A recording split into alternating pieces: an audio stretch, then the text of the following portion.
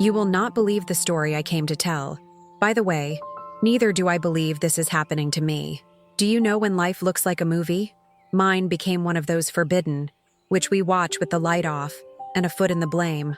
I, Martha, 38, widow, trying to start over, and him, a boy who squeezed that I will be his initiation, that he needs to be my first man after mourning, as he wrote himself. Yes, he writes letters, and they are not innocent love poems. These are statements of a desire that borders on madness, an obsession that creeps my spine, and the most sordid detail which turns everything into a nightmare. He sleeps in the next room. Every night I turn the key in the lock, but I know that the wooden door does not bar the intensity that comes from there. I feel his eyes stripping myself at dinner, a look that has nothing youth. It is a predator. Look, he is 17 years old, face of angel, body of man-made, and a courage that is terrified. And he won't give up. He has already made it clear. Are you curious to know where this will stop? So comment below and subscribe to the channel, because you won't want to lose the rest. For you to understand the seriousness of the situation, I need to go back a little in time. My husband Ricardo died 2 years ago in a car accident. He was the center of my universe. And when he is gone, my world collapsed completely. I spent the first year in a fog of mourning, barely managing to get out of bed. Loneliness was a heavy physical presence that stifled me in our house full of memories. When the finances tightened, my brother Carlos insisted that I would live with him and his family. Selling my house was like pulling a piece of me, but I needed a fresh start. I was received with open arms by my sister-in-law and Daniel, my nephew. The idea was to gather me, find a new job, maybe one day having my own corner again. I just wanted a little peace. At first, the change seemed the right decision. The house was full, noisy, the opposite of the deadly silence I lived in. Carlos and his wife gave me all the support, treated me with a huge affection.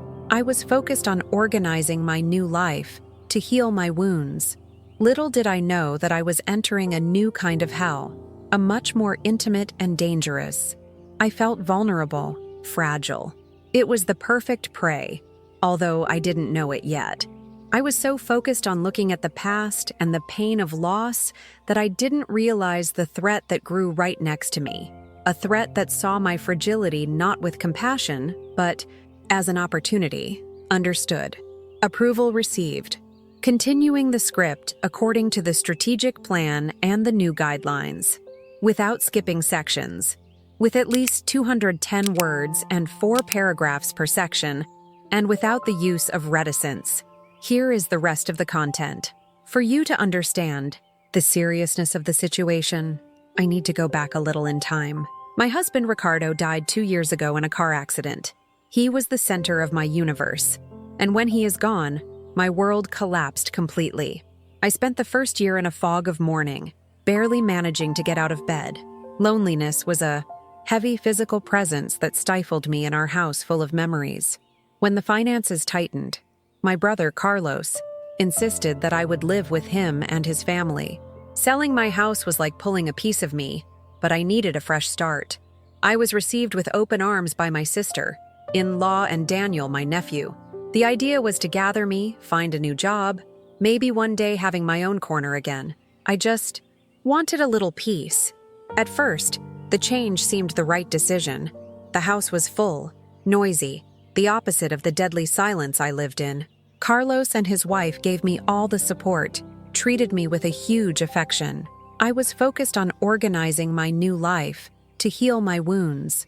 Little did I know that I was entering a new kind of hell, a much more intimate and dangerous. I felt vulnerable, fragile. It was the perfect prey, although I didn't know it yet. I was so focused on looking at the past and the pain of loss that I didn't realize the threat that grew right next to me. A threat that saw my fragility not with compassion, but as an opportunity. Daniel, my nephew. At first, he was the image of the perfect boy. Educated, helpful, always asking if I needed something.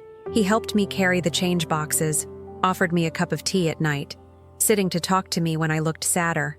He had an easy smile and a way that captivated everyone. "A true angel," said my sister-in-law.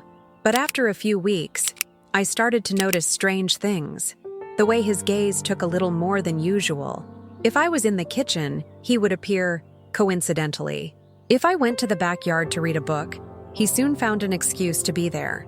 At first, I ignored it, thinking it was just a teenager's curiosity with the new resident of the house. This feeling of strangeness began to become discomfort. His gaze changed.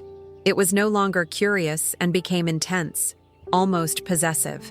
I would catch him watching me from afar, and he didn't look away when I stared back at him.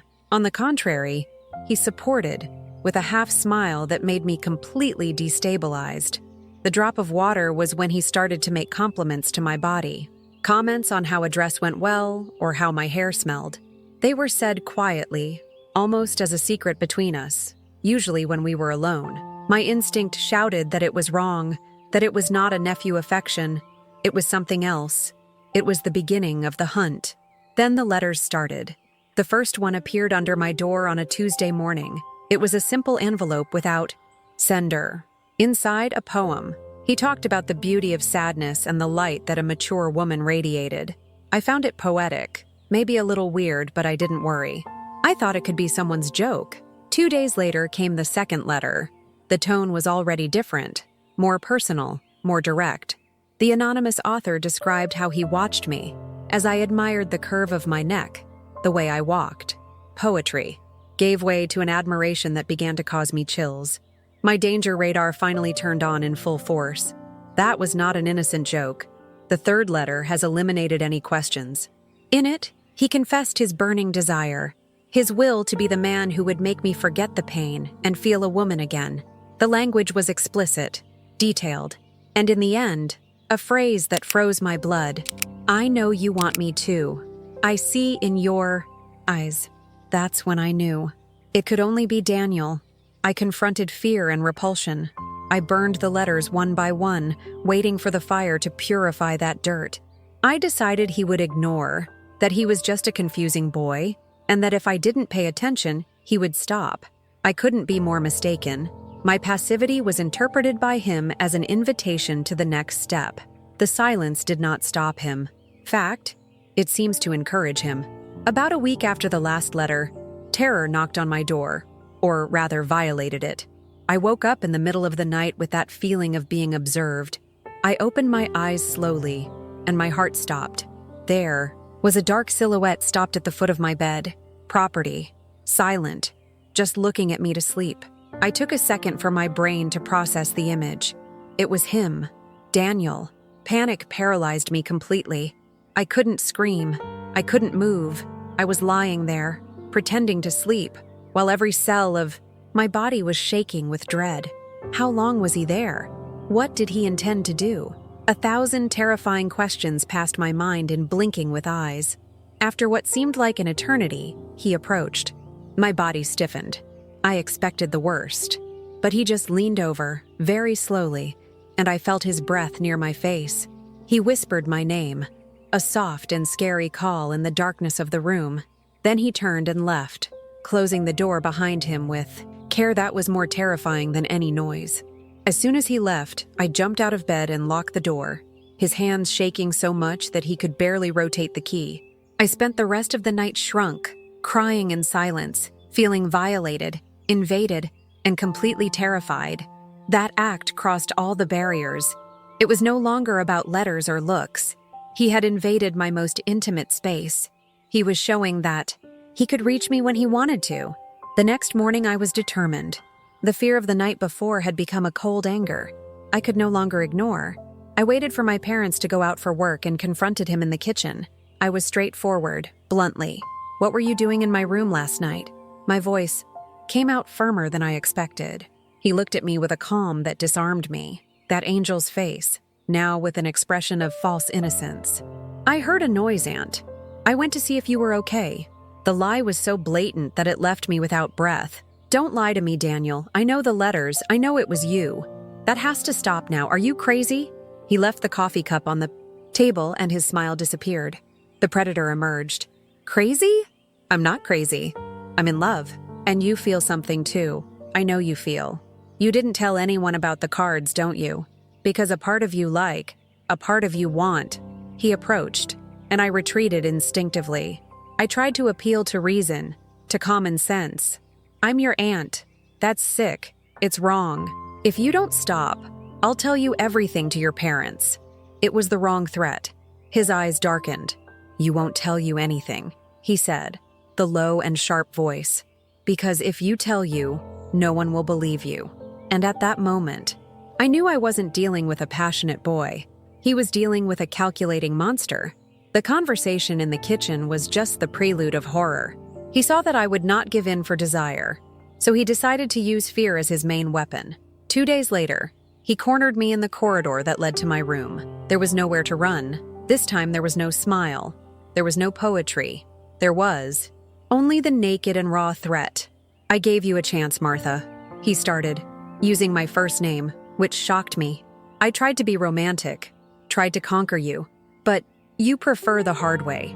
He approached so much that I could feel the warmth of his body. So let's be clear. Either you give me what I want, or I tell everyone that you harass me. I laugh, a laugh of pure nervousness and disbelief. No one would ever believe it. His confidence was scary. They will believe it, he said. A lonely, needy widow, living, in favor. A teenage nephew, confused. I will say that you seduced me, that you took advantage of my innocence. I will cry. I will make me a victim. Who do you think they will choose? Each word was a stab. He had thought of everything. He described how he would plant evidence, how he would distort every gesture of my affection in something sordid. He painted me such a vivid and terrifying picture of my own destruction that the air lacked me. The blackmail was at the table. My reputation, my relationship with my family, my life, all in exchange for my body. From that day, my brother's house was no longer a refuge and became my prison. Each corner kept a potential trap. I lived in a state of constant warning. My heart fired every time I heard Daniel's footsteps approaching. Family meals have become torture. I had to sit at the table with my tormentor, smile at my brother and sister, in-law, while the monster cast me victorious looks. I felt completely isolated. As he predicted, I couldn't tell anyone. Who would believe me? The word of an emotionally unstable widow against that of a popular and apparently perfect young man. If I spoke, I was in danger of not only losing the ceiling about my head, but also of destroying my brother's family and being taxed as a predatory. I started to lock myself in the room as soon as I got home. He jumped dinner, invented headaches, any excuse for not having to face him, but the pressure was constant. He sent me text messages, describing what he would do if I didn't give in. Time is running out, Aunt. Tick, tack. Anxiety was so much that I could barely eat or sleep. I was cornered, living the script he had written to me. He wanted me weak, desperate and without options. And for a while he did it. I felt powerless, like a mouse in a maze whose only exit led to a trap. The loneliness I felt after my husband's death was nothing compared to this loneliness, surrounded by people, but with no one to turn to. On a night of insomnia, rolling around the bed as fear consumed me, a thought occurred to me. Daniel's confidence was too big. That plan was too elaborated for a 17 boy. That could not be his first rodeo. Moved by a despair that turned into survival instinct, I began to investigate. I spent hours on the internet, researching his old school, looking for any news, any rumor. That's when I found it. A small forum of parents and students a few years ago. The name of a literature teacher, fired under controversial circumstances. Her name was Lucia. The posts were vague, talked about inappropriate behavior, and an unfortunate incident with a student. It took me days to create courage, but finally found her on a social network. I sent a generic message saying that he was a researcher interested in cases of false accusations in the school environment. To my surprise, she answered. We marked a coffee in a discreet place. Lucia was a sad-looking woman who seemed to have aged 20 years. When I told her hypothetically about a friend who went through a situation, her eyes filled with tears. She then opened her heart. He told how a brilliant and charismatic student became obsessed with her. The letters, the eyes, the invasion of your privacy, and finally, the blackmail. When she rejected him, he accused her of harassment. The school, to avoid a scandal, fired it. The student's name was Daniel. Everything fitted. He had done it before and had won. Knowing the story of Lucia was like punching the stomach and at the same time receiving an adrenaline injection. Her pain, the life that Daniel destroyed, lit me a fury that I didn't know I had. The fear that paralyzed me gave way to a cold determination. I would not be the next Lucia. I would no longer be a victim on his list.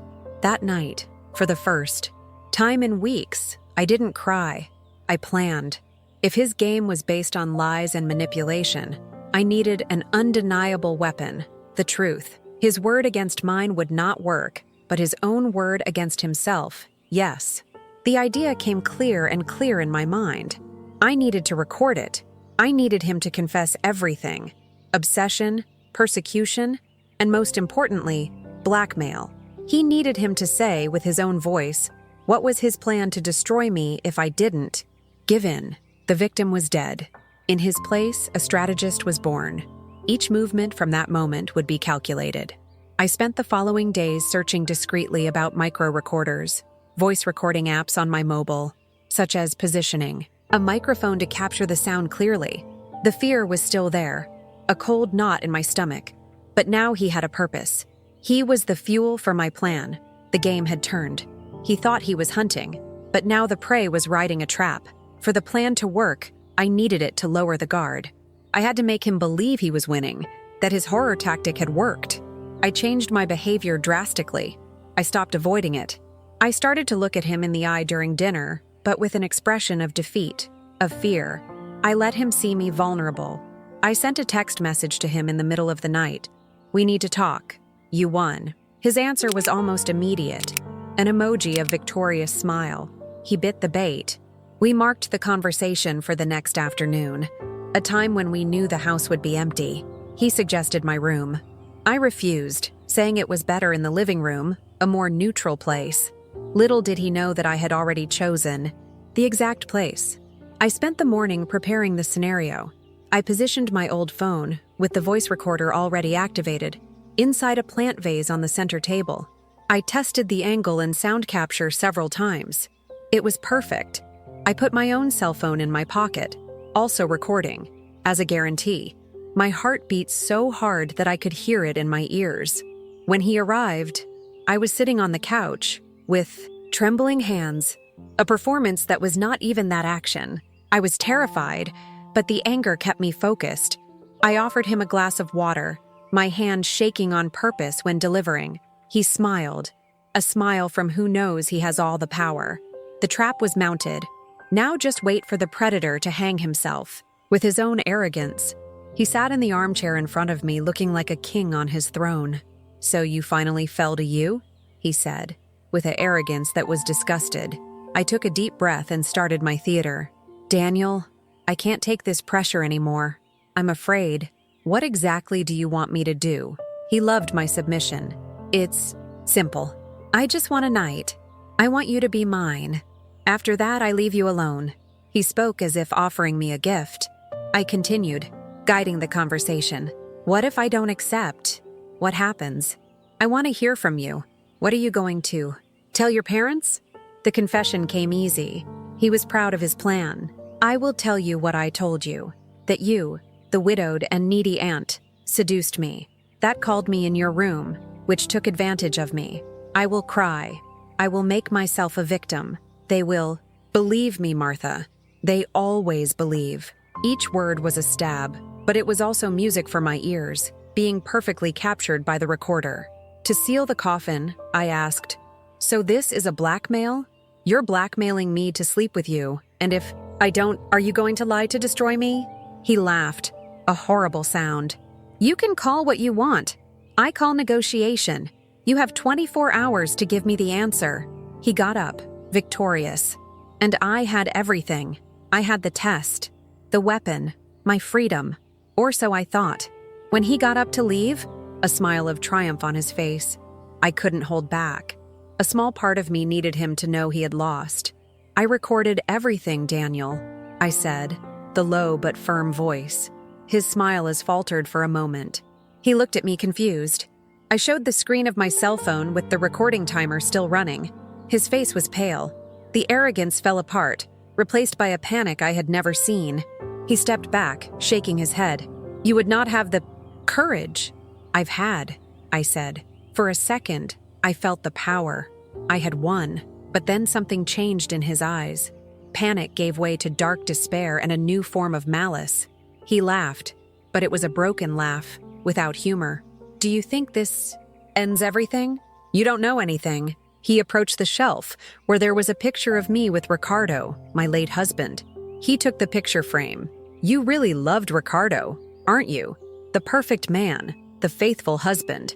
He spat the words, and then he threw the bomb that exploded my world in a million pieces. "He wasn't that perfect. Do you know why I'm so obsessed with you? Because I grew up listening to my mother to talk about the man she loved, the man who sustained her for years, the man who never had the courage to leave his wife. I am his son, Martha. Ricardo was my father." The sound of the frame falling to the floor was the only noise in the room. My mind stopped. His words echoed in silence without making sense. His son? Son of my Ricardo? It was impossible. Ricardo was mine. Our life, our love, was all ours. That had to be another lie. The last card of a desperate manipulator. But then I looked at him. I really looked. The shape of the chin, the way the eyebrow arched when he was angry. It was my husband's subtle traits, traces I would never have noticed. But now, in the light of that monstrous revelation, shouted the truth to me. A cold that was not fear, but a renewed mourning, took over my body. He started talking, pouring, the poison from a lifetime. He told about his mother, the secret lover. He told how Ricardo was visiting them, as a weekend father, a ghost in his life. He told about the money he sent, about the empty promises of one day to assume him. He was the dirty secret of my perfect marriage. The recording on my cell phone, which moments before was my trophy of freedom, now seemed insignificant. My problem was no longer just a blackmailer. It was the bastard son of my late husband. His obsession with me has gained a new, sick, and complex layer. He didn't just see me like a woman. He saw me as the symbol of life that was denied to him, the official wife, the owner of the love that should be his and his mother. In the following days, I lived in a trance. The house became a mausoleum of secrets. Every picture of my husband on the wall seemed to mock me. I heard the recording repeatedly, the clear confession of blackmail, and soon after, the revelation that redefined everything. I had the power to destroy Daniel, to give him the police, to show my brother the monster he created. But what would that mean? Exposing Daniel would mean exposing Ricardo. It would mean revealing to the world that my husband, the man I was in mourning, led a double life. It would mean destroying his memory, not just for me, but to our whole family. It would mean to tell my brother that his son was actually my stepson, the result of a betrayal. The hatred I felt for Daniel now mixed with a strange and distorted compassion. He was a monster, yes, but a monster created by the lie of my own husband. He was a boy who grew up in the shadow, bitter and resentful. Destroying it seemed, in a way, a continuation of the tragedy that Ricardo began. I would be the final executor of the ruin of that secret family. I was in an impossible crossroads. On the one hand, revenge, justice for me, for Lucia, the teacher he ruined. On the other, the protection of my husband's memory, my brother's sanity, and perhaps the chance not to completely destroy what was left of that broken boy. The weight of that recording in my pocket was the weight of two lives, his and mine. After many nights, in clear, weighing every consequence, I made a decision. It would not be revenge, nor would it be piety. It would be control. I called Daniel for a final conversation, this time in the park, in neutral territory. He came, downcast and defeated, knowing that I had the knife and cheese in hand. I didn't. Shouted. I didn't accuse him. I just put the phone on the table between us and squeezed the play. I let him hear his own voice, detailing the blackmail. When the recording ended, I looked at him in the eye.